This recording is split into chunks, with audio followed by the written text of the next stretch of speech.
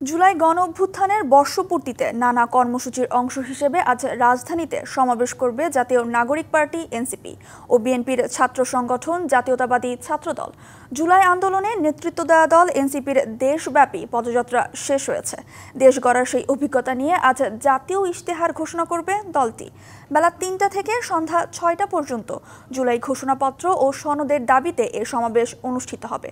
অন্যদিকে দুপুর 12টা থেকে সন্ধ্যা 6টা পর্যন্ত গণঅভ্যুত্থান, শোক ও বিজয়ের প্রথম বর্ষপূর্তিতে বাংলাদেশ জাতীয়তাবাদী ছাত্রদলের উদ্যোগে ছাত্র সমাবেশ অনুষ্ঠিত হবে রাজধানীর শাহবাগে।